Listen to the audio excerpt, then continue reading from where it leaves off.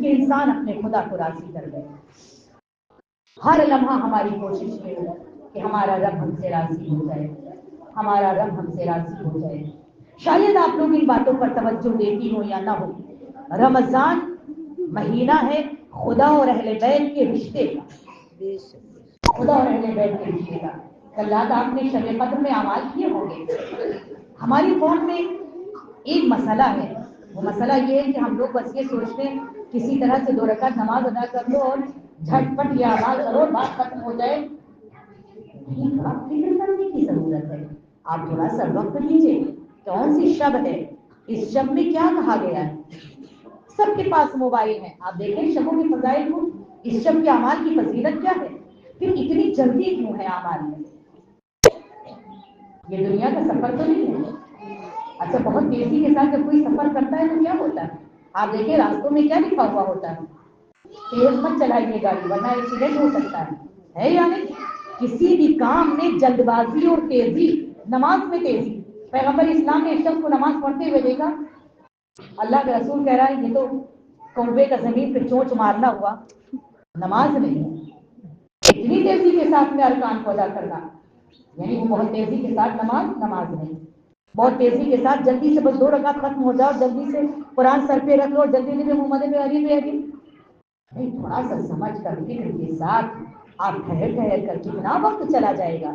اگر ہمارا 1 گھنٹہ اس عبادت میں لگ جاتا ہے تو کیا فرق پڑتا ہے کس کا نام میں لے رہی ہوں, کس کی بارگاہ میں بیٹھی ہوں. خدا کی بارگاہ ہے. خدا کہاں ہے؟ اگر بارگاہ خدا کی ہے تو جنت کے علاوہ جہنم تو نہیں ہو سکتا نا. میں جنت میں ہوں اگر بارگاہ اللہ کی ہے. خدا کی بارگاہ میں بیٹھ کر اگر میں اہل بیت کا نام لوں تو یقیناً میرا اللہ مجھ سے راضی ہوگا. اور جہاں پر خدا کی رضایت کی بات ہے وہاں جلد بازی کس پر.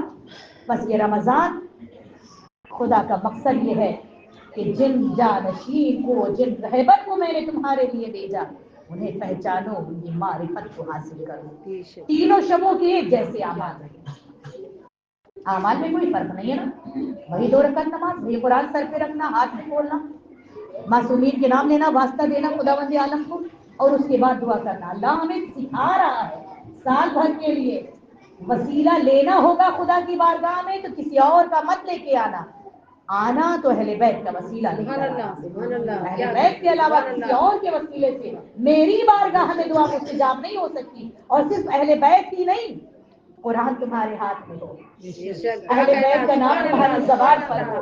اگر قرآن اور اہل بیت دونوں ساتھ میں لے کر آؤ گے تو تمہاری دعائیں خدا کی بارگاہ میں مستجاب ہوں گی. اور اگر دونوں میں سے کسی ایک کا دامن چھوٹ گیا ہے تو یہ یاد رکھو خدا تم سے راضی نہیں ہو سکتا ہے. بس یہ ماں ہے قرآن اور اہل بیت دونوں کے دامن کو تھامنے کا, دونوں کے دامن کو پکڑنے کا. اگر دونوں کا دامن میرے ہاتھوں میں ہے تو یقیناً انسان کامیاب ہے. علی بن ابی طالب ساری زندگی خدا کو راضی کرنے کے لیے کسی کو اذیت نہیں دی مولا